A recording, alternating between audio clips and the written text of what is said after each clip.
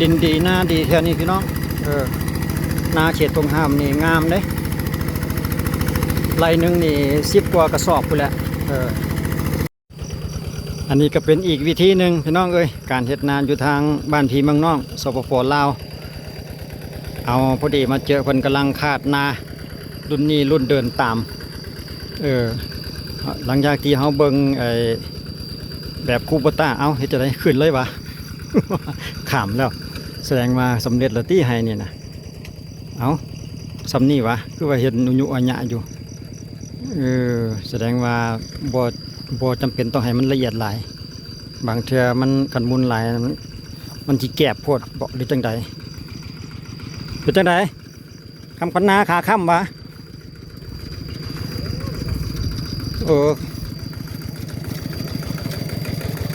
ขาค่ำทั้งหน้าไปลงติโอ้แม่นแท้อันพอดีโดดลงไปแล้วขาค่ำทั้งหน้ามันไปลงวิธีแก้ไขคือถอดคาดแม่นบ่ต้องได้ถอดคาดออกซะก่อนเอาเบิ่งวิธีแก้ไขสถานการณ์โอ้แสดงมาผู้นี้เป็นผู้เชี่ยวชาญในการใส่รถเดินตามเมื่อกี้นี้รถมันไปค่ำพอดีขาค่ำลงไปซักลงแล้วก็เฮ็ดให้มันหามเนาะเทคนิคของเพิ่นก็คือได้ถอดคาดซะก่อนเพื่อเอารถข้ามไปแล้วก็จังเอาคาดทันใส่ใหม่อีกทีหนึ่งบ่มีปัญหาตรงเนาะพี่น้องประเทศรถเดินตามนี่ ถ้าเป็นรถรถใหญ่คูปต้าใหญ่จมนี่อยากยุ่งกันเด้เป็นบ่ต้องได้รถมาแก้มาดึงอีกต่างหากอันนี้คือว่าเป็นรุ่นเก่าอยู่สงสัยเป็นโค้งแบบ3 เกียร์โค้ง3 เกียร์รุ่นเก่าโค้งบิ๊กจิวคือว่าบิ๊กหรือว่ากาสร้างไม่แน่ใจโค้งรุ่นนี้ก็ถือว่าใส่งานดีสำหรับโค้งของคูปต้ารุ่นนี้นี่โค้ง3 เกียร์นานนี่คือว่าลมแท้ลมว่าคุณนะคนว่าเอารถไถใหญ่ลงปั่นรถไถใหญ่ลงปั่นแล้วบัดนี้ปั่นไปรอบนึงแล้วก็หลังจากนั้นแล้วก็เอารถเดินตามลง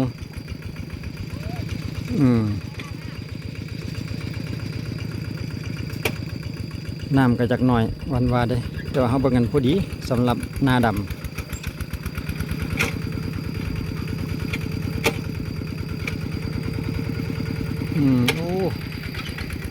มันจากลมพี่น้อง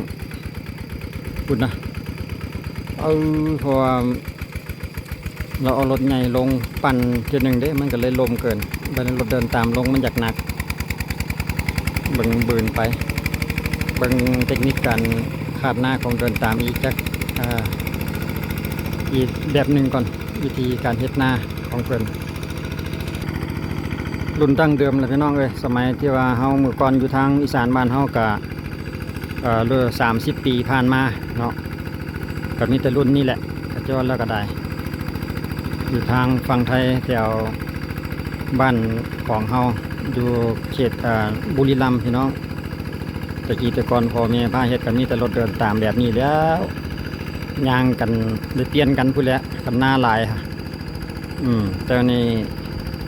ก็ยังเหลืออยู่ก็ส่วนหนึ่งกับบ่หลายเนาะสำหรับอยู่ทาง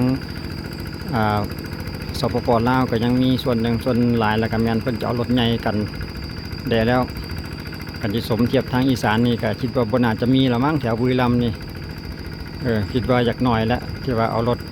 เดินตามมาเฮ็ดนานี่เนาะส่วนทางด้านทางทึ่งนี้เพิ่นก็ลกก้าเตรียมเพราะว่าขาดนาแล้วก็ผู้ลกก้าก็ลกไปนำอยู่หัวนาคือฮอดตอนสมัยตะกี้แต่เก่าเนาะพี่น้องอันใดก็ใส่คนเฮ็ดหมดนี่ดำนาไถนามีฮอดเป็ดบาทนี่แหละตัวที่ว่าโตมาทำลายศัตรูหน้าเขาได้ดีอะพี่น้องเป็ดนี่แหละกินหอยเล็กๆหอยน้อยนี่มันจัดการเรียบเลยดียังเป็ดลงนาแบบนี้นะอันนี้แม่นเป็ดอันนั้นมั่งนี่เป็ดปักกิ่งอยู่ลาวคนอื่นนะ เป็ดกาบปนลักษณะคล้ายๆเป็ดกาบแต่ว่าหักสีขาวเป็นปักกิ่งอะไรนึงนี่แหละแต่ว่าพวกประเภทนี้ก็กินหอยดีคือกันได้ประเภทเป็ดแบบนี้นะโอ้ไก่แต่ว่านาเพิ่นบ่มีหญ้าพี่น้องแปลนดีแท้แบบนี้แล้วถ้าหากว่าคันมีเป็ดมีอันนั้นมาลงหน้านี่หญ้ากับตายเด้อพี่น้องหญ้ากับตายหอยกับบ่มีส่วนใดสำหรับปล่อยเป็ดลงนานี่นะมีประโยชน์ดีอีกจังหนึ่ง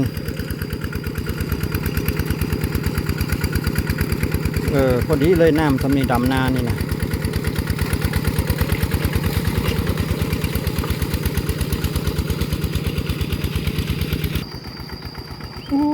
นอกจากนี้แล้วก็ยังมีอีกคันหนึ่งพูนตกปอกอยู่พุ่น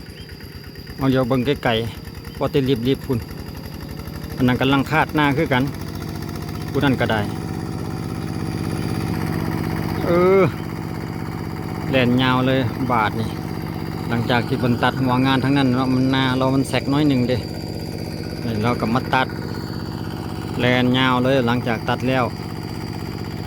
สาวเดียวเลยแล้วบาทนี่ถ้าบุงว่าเราสิเลียนออกมาทางแก่คันนานี่ก่อนบ่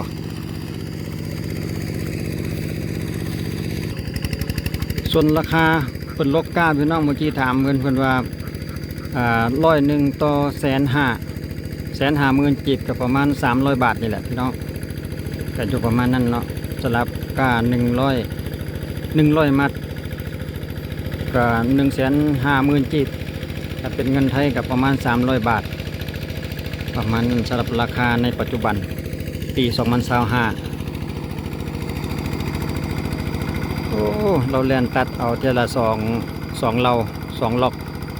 หยับมาเรื่อยก็จะอยู่ประมาณนี้ลักษณะการคาดของเพิ่นนะก็จุดนี้ก็อยู่เขตนาทงหาบคือกันพี่น้องรู้สึกว่าจะเป็นคลอง3เนาะจุดนี้จะเป็นคลอง3ผู้ดำก็ดำผู้วานก็วานสลับนาเขตทงหาบนี่พื้นที่กว้างเล็งสุดขีดเลยมันลมอ่ะน้ำลมเด้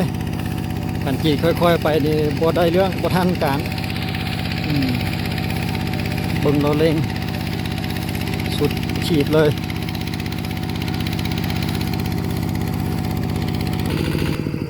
เอาบรรยากาศทงให้ทงฮามาให้รับชมพี่น้องเอามาให้เบิ่งว่าทางฝั่งลาวเพิ่นเฮ็ดจังใดยังเฮ็ดสูตรดั้งเดิมสูตรทางอีสานบ้านเฮาบ่จังซี่นะก็บ่แตกต่างกันดอกพี่น้องเอ้ยอยู่ไทยอยู่ลาวก็ข้าวเหนียวคือกันนั่นแหละวะ ส่วนหลายก็ข้าวเหนียวเด้อยู่ทางลาวนี่นะนาข้าวเหนียวเป็นส่วนหลาย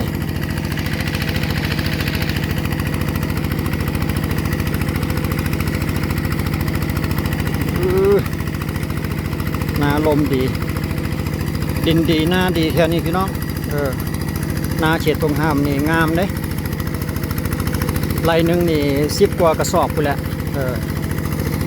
ตามที่เราเคยได้มาสำรวจตอนเพิ่นเกี่ยวนะตอนเพิ่นปาดเพิ่นฤดูช่วงยามเก็บเกี่ยว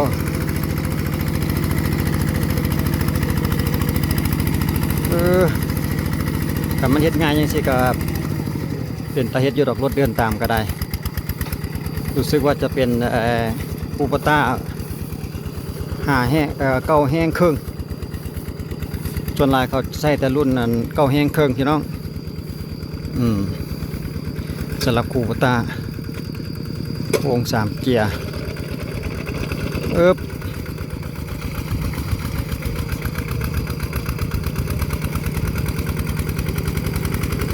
แลนบาร์นี่ยาวตัดไปพุ่นเพิ่นแล้วก็จังแลนมาอีกฝั่งนี้สันได้เทคนิคของเพิ่น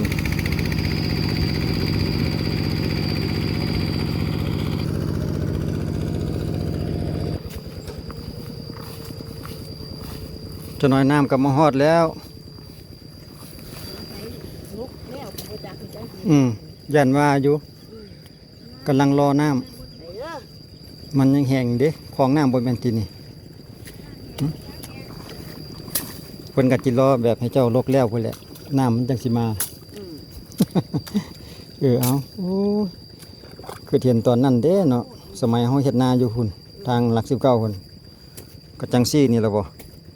ไม่กล้าปวด โอ้ยกล้าบ่มีน้ำแบบนี้กระเทินน้ำหั่นน่ะ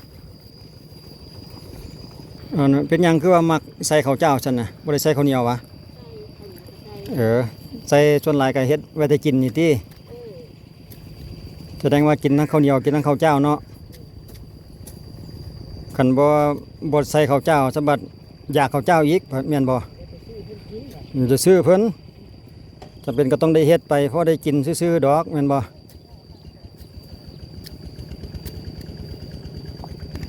เฮ็ดนาซุมื้อนี้ก็ลงทุนหลายเด้เนาะกันมีหน้าหลายก็ลงทุนหลาย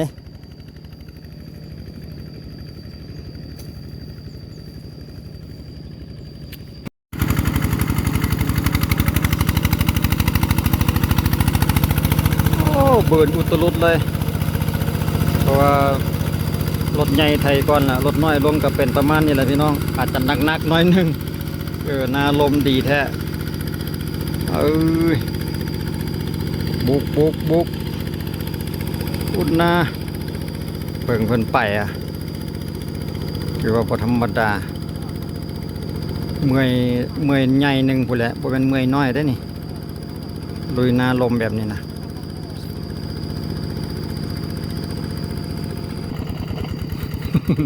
รถนี่ก็ต้องได้หู้ใจอีกได้รถเพิ่นก็ได้กำเลี้ยวบางเทื่อยังบ่อยากเลี้ยว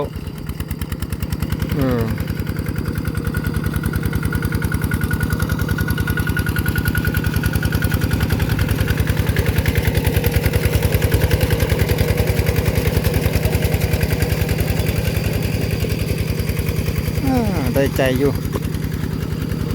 อันเป็นลักษณะนี้ก็ยังไข่น้อยหนึงก็พอได้ยางแบบสำบายอยู่หั่นนะ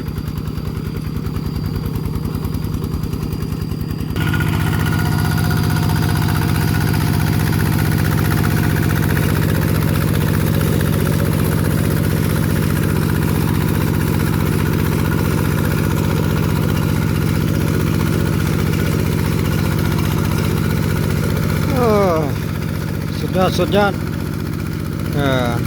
รอบนี้ก็เป็นรอบสุดท้ายแล้วคิดว่าน่าจะสำเร็จภายในอีก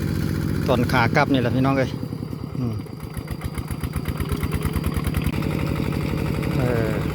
ก็จะมีประมาณเท่านี้แหละพี่น้องการเฮ็ดนาก็ได้คาดนาแล้วก็หลังจากนั้นก็ดำส่วนภาคส่วนโลกกาเพิ่นก็โลกไปสำหรับคลิปนี้เฮาก็สิจบไปกับบรรยากาศอยู่เทิงตากกานี่แหละพี่น้องโอ้ยาวแท้ยาวว่ากาเพิ่นงามก็ขอบคุณขอบใจท่านที่การรับชมไว้เจอกันในคลิปหน้าสำหรับคลิปนี้สบายดี